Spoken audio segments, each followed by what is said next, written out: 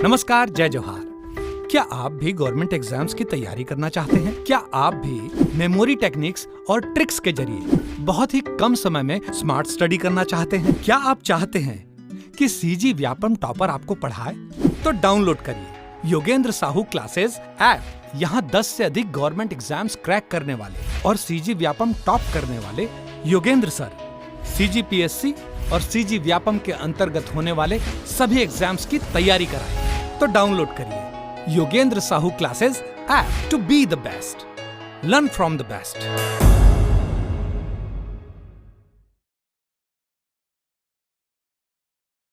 कोई भी सपना साकार करने के लिए सबसे जरूरी है सही कोच का होना। चुनिए Yogendra Sahu classes first rank को और करें अपने सीजी व्यापम CGPSC का सपना साकार। Download the app now. नमस्कार दोस्तों, स्वागत है आपका योगेंद्र साहू ऑनलाइन क्लासेस में। तो आज हम छत्तीसगढ़ की भूगार्भिक संरचना के बारे में पढ़ने जा रहे हैं। अब पहले हम देख लेते हैं कि भूगार्भिक संरचना होती क्या है। तो आपने देखा होगा कि जो पृथ्वी की बनावट है उसमें मुख्यतः 3 परत होते हैं। जब आप देखोगे पृथ्वी की बनावट को तो उसमें 3 परत होते हैं। सबसे अंतिम या भीतरी भाग को बोला जाता है कोर, या इसी को हम क्रोड बोलते हैं। फिर बीच वाले को बोलते जाता है प्रवार, जिसे क्रस्ट प्रवार बोला जाता है। इंग्लिश में नाम याद नहीं आ रहा मुझे। और सबसे ऊपरी परत को क्रस्ट या जिसे भूपर पट्टी कहा जाता है। तो इसी जो भूपर पट्टी में है, इसी भूपर पट्टी में आपके चट्टान पाए जाते हैं। तो इस भूपर पट्टी की जो मुलायम या फिर जो ठोस सतह होती है उसे ही हम चट्टान कहते हैं। और इन चट्टानों के अंदर में खनिज पाए जाते हैं, जिसका आप ध्यान रखेंगे। और इन चट्टानों का निर्माण कैसे हुआ, तो इनका अलग अलग चट्टानों का निर्माण का जो क्रम है वो अलग अलग है। तो उसे हम देखते हैं इस चैप्टर में।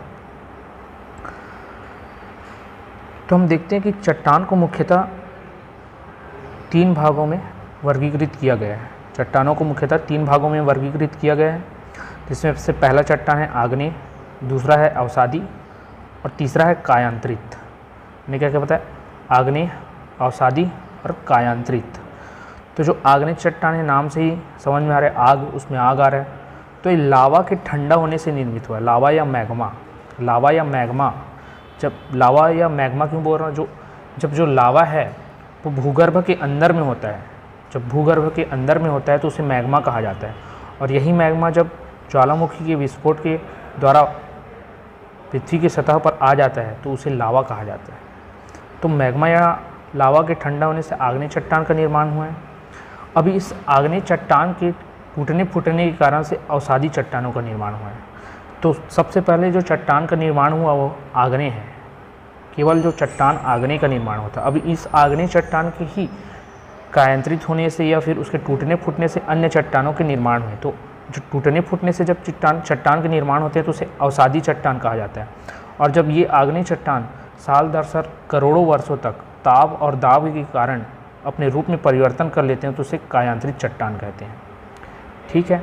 अभी जो आग्नेय चट्टान है उसमें मुख्य रूप से ग्रेनाइट, बेसाल्ट, डायोराइट, गाब्रो ये सब आते हैं। उसी प्रकार अवसादी चट्टान में आपके जीवाश्म लाइमस्टोन, कोयला हो गया, जिप्सम, डोलोमाइट, बलुआ पत्थर, ये सब अवसादी चट्टान है। और जब ये आग्नेय और अवसादी चट्टान ताप दाब के कारण अपने रूप में परिवर्तन कर लेते हैं तो उसे कायांतरित चट्टान कहते हैं। और ये कायांतरित चट्टान कौन कौन से हैं तो देखेंगे आप। नीस, शिस्ट, स्लेट, संगमरमर, क्वार्टजाइट व हीरा। कोयला जो है बहुत समय तक जब पृथ्वी में दबा रहता है तो कोयला का रूप ही बचपन से आपने पढ़ा होगा। कार्बन के 3 अपरूप, कोयला, ग्रेफाइट, हीरा। तो ये कोयला जो है बहुत ज़्यादा समय तक जब पृथ्वी में दबा रहता है तो वो ग्रेफाइट और हीरे में कन्वर्ट हो जाता है। उसी प्रकार से जो चूना पत्थर है या वो आपके संगमरमर में, बलुआ पत्थर है, क्वार्टजाइट में, इनमें कायांतरित हो जाते हैं, जिसे हम आगे पढ़ेंगे। तो हम आगे देखते हैं अब आग्नेय चट्टान के बारे में।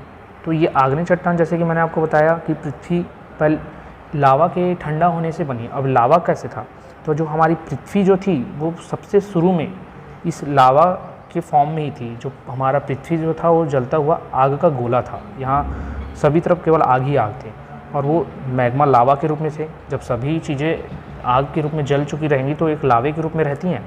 आपने कभी देखा होगा किसी यूट्यूब में या किसी वीडियो में, तो जो लोहे को जब सबसे ज़्यादा गर्म कर दिया जाता है तो वो दिखना एक द्रव के रूप में आ जाता है, लावा के रूप में लाल लाल दिखने लगता है, वही है। तो उसी रूप में हमारी पृथ्वी भी थी, जिसे हम द्रव या मैग्मा कहते हैं।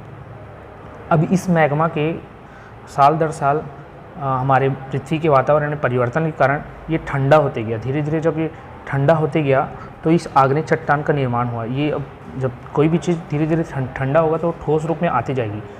जो तरल पदार्थ है जब ठंडा हो, जितना उसको ठंडा होते करेंगे या होते जाएगा तो वो धीरे धीरे ठोस होते जाता है। तो ठोस होकर ये चट्टान का रूप ले लेता है, इसे आग्नेय चट्टान कहा जाता है। अब ये आग से बना है, आग था मैग्मा लावा, इसलिए इसे आग्नेय चट्टान कहा गया। अब ये जब आग से बना है तो बहुत ज़्यादा जब तरल रूप में था तो अब इसमें किसी भी प्रकार का परत नहीं था, इसलिए इसे परतहीन कहा जाता है। इसकी जो प्रकृति है वो परतहीन है। अब इसमें मुख्य रूप से चट्टानें मैंने आपको बता दिया था, ग्रेनाइट, बेसाल्ट, डायोराइट, गाब्रो। इसके बारे में हम आगे देखेंगे कि कौन कौन से क्षेत्र में विशेष कर पाए जाते हैं। अब ये जो आग्नेय चट्टान था वो भी दो प्रकार का है, एक पातालिक और एक मध्यवर्ती। तो पातालिक का चट्टान ऐसे का आपने शुरू से ही सुना होगा कि पाताल, धरती, स्वर्ग, पाताल। तो पाताल धरती के भी नीचे, तो पृथ्वी के जो अधिक गहराई में है वो पातालिक चट्टान कहलाता है। जो पृथ्वी के सर्वाधिक गहराई में है वो पातालिक चट्टान, और जो भूगर्भ के थोड़े कम नीचे में है वो मध्यवर्ती चट्टान कहलाते हैं। तो इनसे क्या है, इनको हम आसानी से प्राप्त कर सकते हैं इन जो चट्टानों को। तो ये मध्यवर्ती जो चट्टान है वो बने कैसे, इनका निर्माण कैसे हुआ। पातालिक का तो हमने देखा कि पृथ्वी के बहुत अधिक गहराई में तो वहाँ लावा उपस्थित है, तो वहाँ ये चट्टान पाए गए।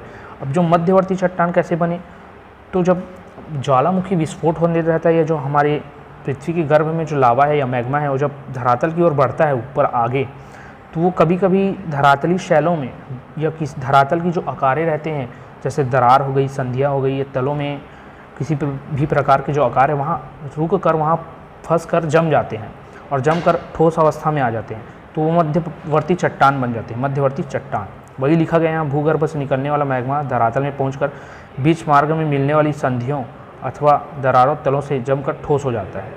अब ये जब ठोस हो जाता है तो अलग अलग आकार रहते हैं, तो उस अलग अलग आकारों के अकॉर्डिंग इन मध्यवर्ती चट्टानों के भी कुछ नाम दिए गए हैं। अब ये मध्यवर्ती चट्टानों के नाम क्या कहें, विशेषकर देखा जाए तो ये उतना इम्पॉर्टेंट नहीं है, लेकिन ये आपको याद होना चाहिए कि किस प्रकार के होते हैं। तो ये आपके सामान्य जानकारी के लिए मैं ये बता दे रहा हूँ, लेकिन आप इसमें ज़्यादा फोकस नहीं करेंगे तो भी चलेगा।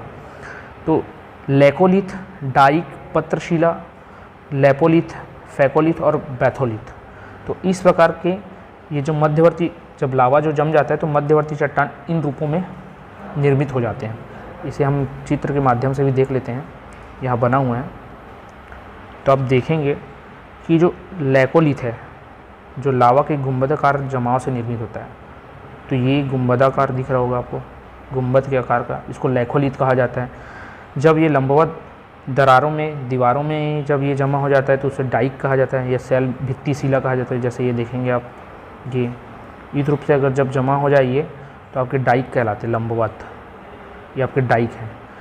जब यही कहीं पर समानांतर रूप में जमा हो जाए, समानांतर मतलब एकदम सीधे सीधे, एकदम सीधे सीधे, तो आपके शील या पत्रक शिला कहलाते हैं। ठीक उसी प्रकार जब ये लेपोलिथ कब कहलाएंगे, जब ये तस्तरी नुमा, तस्तरी के आकार में आप देखोगे इस रूप है, तस्तरी नुमा इस आकार में जब जाएं तो लेपोलिथ। जब ये नीचे में ही गुंबद के आकार में ही धरातल निचली सीमा से, निचली धरातल से जुड़े हुए गुंबद के आकार में जब बने तो ये बैथोलिथ। गुंबद के आकार दो है, एक जो ऊपरी आकार में जैसे छाता के समान दिख रही है और एक गुंबद जो नॉर्मल,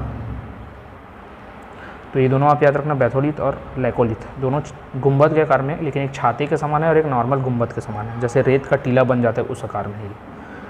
फिर आपके जो फैकोलिथ है, फैकोलिथ वो लहरदार बन जाते हैं, आप देखेंगे कि अब जो पृथ्वी की धरातल है वो तो एक समान होगी नहीं, हर जगह अलग अलग उसकी बनावट होगी। तो उन जब खाँचों में जो लावा फंस कर वहाँ ठंडा हो जाता है तो उनके आधार पर इनका निर्माण अलग अलग रहा। तो इस प्रकार मध्यवर्ती चट्टान के 6 रूपों में जमाव देखने को मिलते हैं। ये हमारे छत्तीसगढ़ के दृष्टिकोण से उतना इम्पोर्टेंट नहीं है, लेकिन आप देख सकते हैं। अच्छा, यहाँ पर एक और पॉइंट दिया गया है कि सोनाखान जो संस्तर की चट्टानें और डाइक के रूप में और इसका रंग गुलाबी, ये इंपॉर्टेंट है क्योंकि ये सोनाखान संस्तर है जो हमारे छत्तीसगढ़ में पाई जाती है, और वहाँ जो ये डाइक चट्टानें रहती हैं, वहाँ की जो चट्टानें और डाइक के रूप में है, सोना खान संस्थान में जो चट्टानें पाई जा रही हैं वो डाइक के रूप में इस प्रकार से। तो इसलिए ये इम्पॉर्टेंट है, तो इसको याद रखिएगा। और इसका रंग क्या है, तो गुलाबी है। इन डाइक का जो रंग है वो गुलाबी है। ठीक, फिर आगे हम बढ़ते हैं। अवसादी चट्टान, आग्नेय चट्टान में हमने देखा कि इसके प्रकार में दो है, एक पातालिक एक मध्यवर्ती। जो सबसे गहरी अवस्था में गहरे पृथ्वी के गहरे गर्भ में हो पातालिक, और जो भूमि के विभिन्न जो दरार हैं या फिर शैल क्रम बने हुए हैं वहाँ जब वो लावा जमकर चट्टान का रूप ले लेता है उसे मध्यवर्ती चट्टान कहते हैं। फिर आगे देखते हैं अवसादी चट्टान। अवसादी चट्टान क्या, मैंने आपको शुरू में बताया था, चट्टानों के टूटने फूटने से और उनके लगातार साल दर साल जमा होते रहने से जिन चट्टानों का निर्माण होता है वो अवसादी चट्टान या अवसादी शैल कहलाते हैं। अब किसी भी चट्टान का बेस देखेंगे, अभी किसी न किसी के ऊपर तो जमा होंगे। तो शुरू में हमारा पृथ्वी तो आग का गोला था और जो पहला चट्टान का निर्माण हुआ वो क्या था, आग्नेय। तो आग्नेय चट्टान ही सभी के सभी चट्टानों का बेस होगा, आधार होगा। इसी आग्नेय चट्टान, अब वो क्यों आधार होगा, क्योंकि कहीं भी जो जमाव होगा तो वो तो एक समान इस रूप से तो जमाव होगा नहीं, उसका जमाव कहीं पर ऐसे, कहीं पर ऊपर, कहीं पर नीचे। तो ये जो ऊपरी चट्टान है वो जब मौसमों के परिवर्तन के कारण धीरे धीरे क्षरित होते जाते हैं और एक निचली स्तर पर धीरे धीरे यहाँ पर जमा होते जाते हैं उसके कण, तो वो अवसादी चट्टान का रूप धारण करते हैं और वो एक चट्टान के रूप में निर्मित होते हैं। अब ये जो चट्टान अवसादी चट्टान निर्मित हुआ, इसका बेस क्या है, इसका बेस भी तो आग्नेय ही है। तो जितने भी चट्टान निर्मित होंगे उन सब के जो आधार रहेंगे वो आग्नेय ही चट्टान होंगे। ठीक, और ये अवसादी चट्टान मैंने बताया कि आग्नेय चट्टान के ही टूटने फूटने से इनका निर्माण होगा। तो अब चट्टान जो है उसमें चट्टान के अंदर खनिज पदार्थ ही प्राप्त होते हैं, और ये खनिज किसके बने होते हैं, तो तत्वों के जो ऑक्साइड और सिलिकेट से ही बने होते हैं। तत्वों के ऑक्साइड और सिलिकेट से ही खनिज होते हैं, और ये खनिज किसमें होते हैं, चट्टानों में। तो पहला चट्टान था आग्नेय। अब आग्नेय चट्टान के ही अंदर पहले सारी खनिज थे, लेकिन उनके क्षरण होने से धीरे धीरे जब अवसादी चट्टान के निर्माण होते गए तो वो खनिज की जो मात्रा है वो भी तो क्षारित होगी, और क्षारित होकर वो इन्हीं चट्टानों के साथ जमती जाएगी, धीरे धीरे जमती जाएगी। तो इन अवसादी चट्टानों में भी खनिज प्राप्त होंगे। तो इसमें जो प्राप्ति होती होगी, इसमें खनिज की प्राप्ति होगी, सेल की प्राप्ति होगी, लाइमस्टोन की होगी, कोयला, ऑयल, जिप्सम, डोलोमाइट, बलुआ, ये सब अवसादी चट्टानों में ही प्राप्त होंगे। ठीक है, ये कोयला आप विशेषकर देखेंगे गोंडवाना सेल में पाएंगे। ये जीवाश्म सेल भी कहा जाता है। जब हम पढ़ेंगे गोंडवाना सेल तो आप वहाँ पर याद रखना कि जो कोयला है वो गोंडवाना सेल में पाया जाता है, और ये जो सेल है वो जीवाश्म, एकमात्र सेल जिसमें कि जीवाश्म की प्राप्ति होती है तो वो है गोंडवाना सेल। और क्योंकि वहाँ कोयला है, कोयला कैसे बनता है उसके बारे में भी हम आगे चर्चा करेंगे। यहाँ भी नाम आया तो मैंने आपको उसे बता दिया। फिर कायांतरित जो चट्टान थी वो कैसे बनेगी, तो जो कायांतरित चट्टान या रूपांतरित चट्टान, मैंने शुरू में बताया कि अवसादी चट्टान और आग्नेय चट्टान के करोड़ों वर्षों तक उनके रूप में जो परिवर्तन आ जाता है उसे ही आग्नेय चट्टान या अवसादी चट्टान कहते हैं।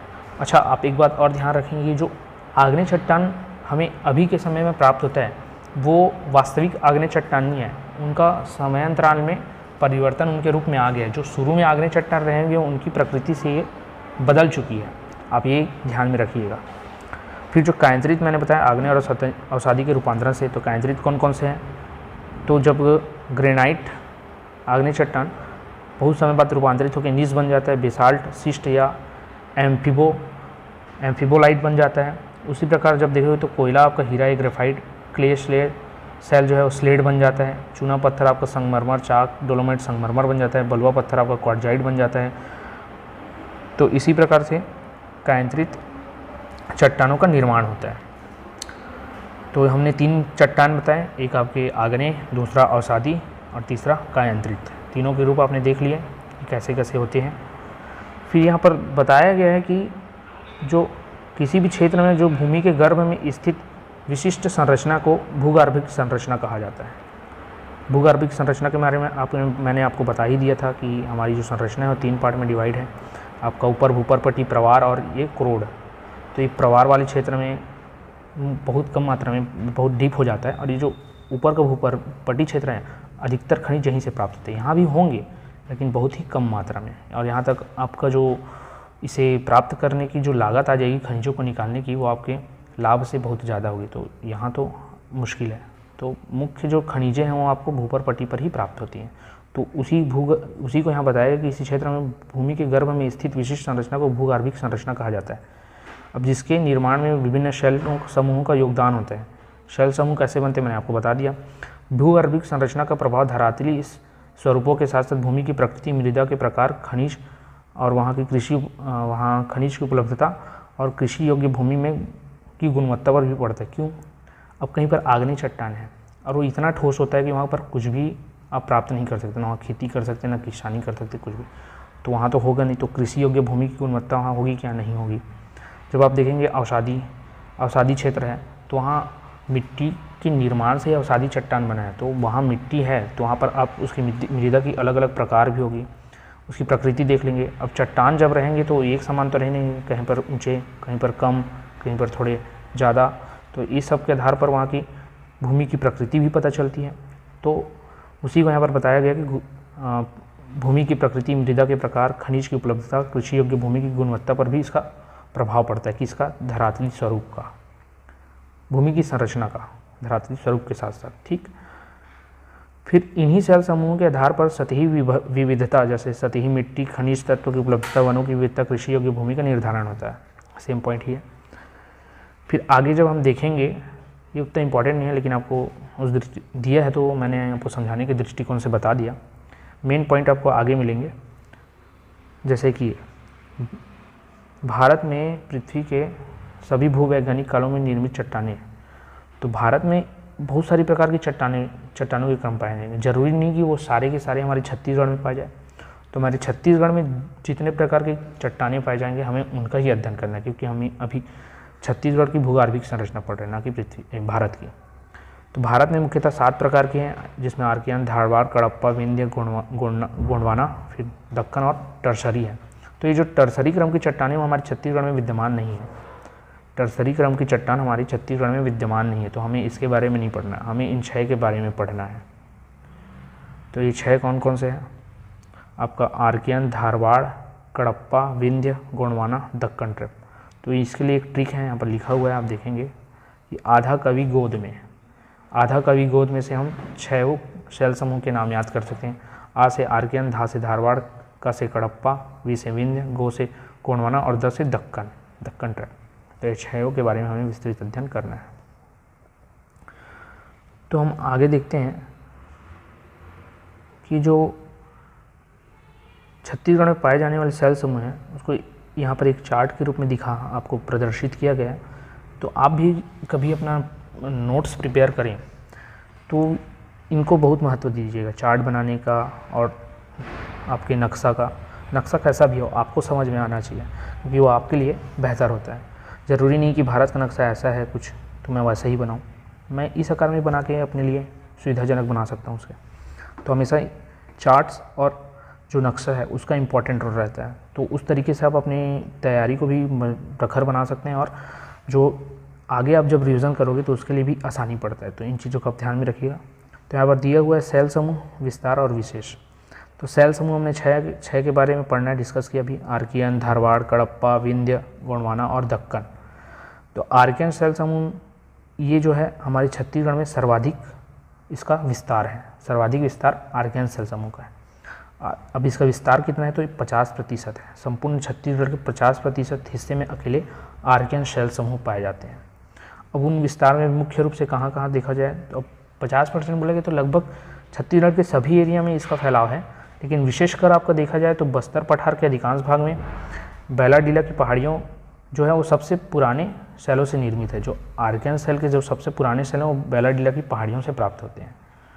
और जो बस्तर का पठार क्षेत्र है उसमें इसका अधिकांश क्षेत्र फैला हुआ है। वैसे देखा जाए तो संपूर्ण छत्तीसगढ़ में इसका फैलाव है। ठीक, फिर धारवाड़ सेल समूह देखा जाए तो पूर्वी बघेलखंड का पठार, इस क्षेत्र में आपके छत्तीसगढ़ का मैदान और दंडकारण्य क्षेत्र, इन क्षेत्रों में आपका धारवाड़ सेल समूह का विस्तार अधिक देखने को मिलेगा, खासकर आपके दंडकारण्य क्षेत्र में। और ये जो धारवाड़ क्रम है इसकी मात्रा हमारे छत्तीसगढ़ में बहुत कम है, 2 से 3% ही धारवाड़ सेल समूह पाए जाते हैं। लेकिन खनिज के दृष्टिकोण से बहुत संपन्न सेल समूह है। खनिज के दृष्टिकोण से आपको देखा जाए तो धारवाड़ सेल समूह सर्वाधिक संपन्न सेल समूह है। अभी इसका जो विशेषकर देखेंगे तो आप बीजापुर एवं मोहला आते हैं धारवाड़ सेल समूह में। बीजापुर एवं मोहला क्षेत्र अभी इसमें कौन नीस और नाइस की चट्टानें पाई जाती हैं, और दंडकारण्य में बस्तर संभाग के जगदलपुर, भानु प्रतापपुर और दंतेवाड़ा क्षेत्र में। धारवाड़ सेल समूह से क्या प्राप्त होता है आपको लोहा प्राप्त होगा, टीन प्राप्त होगा, हीरा प्राप्त होगा, और अधिकतर आप देखेंगे तो ये दंडकारण्य क्षेत्र में ही प्राप्त होते हैं। हीरा हो गया आपका, टीन हो गया, लोहा हो गया। लोहे के लिए जो बेलाडीला क्षेत्र है, राव घाट है, तो ये सब बीजापुर, मोहला, दंडकारण्य क्षेत्र इन्हीं क्षेत्रों में पाए जाते हैं। इनकी जो चट्टानें होती हैं नीस नाइस चट्टानें होती हैं। विशेष इसके बारे में हम आगे डिटेल में भी पढ़ेंगे, अभी यहाँ नॉर्मल आपको शॉर्ट व्यू मैं बता दे रहा हूँ। फिर कडप्पा जो सेल समूह है, ये दूसरे नंबर में हमारी छत्तीसगढ़ में इसका विस्तार है सर्वाधिक। दूसरे नंबर में जो सर्वाधिक विस्तार है वो कडप्पा सेल समूह का है। ये 25 से 30% तक आता है, 25 से 30% तक। तो आप क्रम भी याद रखते चलिएगा, पहले में आपका आर्कियन है, दूसरे में कडप्पा है, तीसरे में आपका गोंडवाना सेल समूह मिलता है, फिर चौथे में आप अगर देखेंगे तो आपका धारवाड़, फिर विंध्य सेल समूह और ये दक्कन ट्रैप। ठीक, फिर हम जब देखेंगे कि कडप्पा सेल समूह देख रहे हैं 25 से 30%, और इनका क्षेत्र का विस्तार कहाँ है तो ये महानदी बेसिन में पड़ता है, महानदी बेसिन में कडप्पा सेल समूह का। और ये इसमें विशेषकर चूना पत्थर है। फिर ये अवसादी क्रम की ही सेल समूह है कडप्पा भी। जो प्रथम अवसाद चट्टान बोला जाए तो वो धारवाड़ होता है, और उसके बाद जो बोला जाए वो कडप्पा होता है। फिर ये उसी के क्रम में आगे बढ़ते जाएंगे। तो विशेषकर सबसे पुराना जो अवसादी चट्टान पूछा जाए तो धारवाड़ लेंगे आप, और उसके बाद की जो उसके बाद की धारवाड़ के बाद की जो अवसादी चट्टान है वो आपकी कडप्पा है। तो यहाँ लिखा भी गया अवसादी क्रम की सेल समूह है, और इसका जो क्षेत्र है वो महानदी बेसिन की लगभग 50% चट्टानें जो कडप्पा सेल समूह की है, लगभग 50%। फिर विंध्य सेल समूह ये चिल्फी घाटी क्षेत्र है, जो छत्तीसगढ़ का आप मैप देखेंगे तो ये जो कवर्धा, बिलासपुर, मुंगेली, राजनांदगांव वाले जो क्षेत्र हैं, इसी क्षेत्र में मैकल पर्वत श्रेणी और यहीं पर है चिल्फी घाटी क्षेत्र। तो इस चिल्फी घाटी क्षेत्र में आपका विंध्य सेल समूह पाया जाता है। अब राज्य में जो पाया जाने वाला चूना पत्थर है वो निम्न विंध्य काल का है। निम्न विंध्य काल, विंध्य काल से समझ लीजिए कि आप विंध्य जो पर्वत श्रेणी का जब निर्माण हुआ उसी दौरान इन सेलों का भी निर्माण हुआ है, विंध्य सेल समूह। फिर गोंडवाना सेल समूह, गोंडवाना सेल समूह ये 17% भाग में हमारे छत्तीसगढ़ के पाए जाते हैं, और इसका मुख्य विस्तार आप बघेलखंड के पठार में देखेंगे। इसमें कोयला विशेषकर पाया जाता है, विशेष खनिज जिसका कोयला है आप देखेंगे। और आपने देखा ही हो कोरबा में हमारा जो कि छत्तीसगढ़ की विद्युत राजधानी है, वहाँ अधिक मात्रा में कोयला का दोहन किया जाता है, और वहीं से ही कोयला प्राप्ति किए जाते हैं। तो इसका नामकरण किस आधार पर किया गया तो मेटलिक कांट द्वारा इसका गोंडवाना सेल का नाम दिया गया कब 1872 में।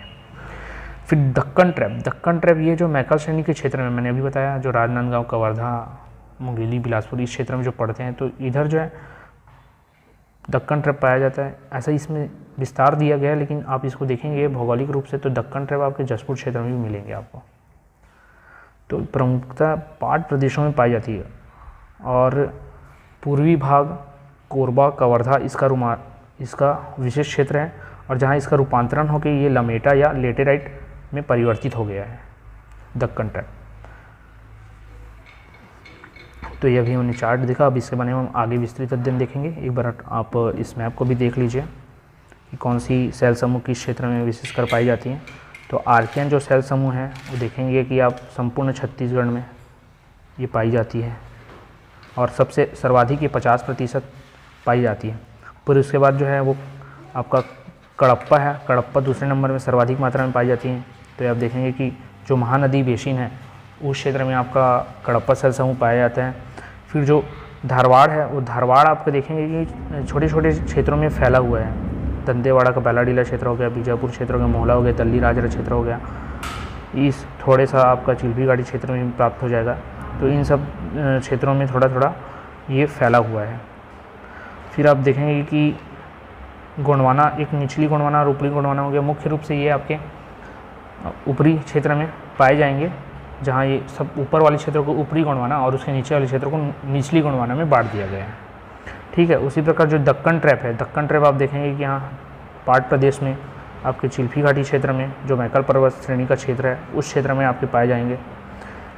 तो ये रहा आपके सेल समूहों का नक्शे के आधार पर स्थान।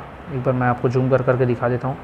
आर्कियन आपको नज़र आ रहा होगा कि संपूर्ण छत्तीसगढ़ में इसका फैलाव है। कडप्पा का महानदी बेसिन मुख्य रूप से आपका धारवाड़ देखोगे तो यहाँ हो गया, दल्ली राजरा क्षेत्र हो गया, मोहला, आपके बीजापुर क्षेत्र, रावघाट, बेलाडीला, दंतेवाड़ा जो क्षेत्र पड़ता है आपका।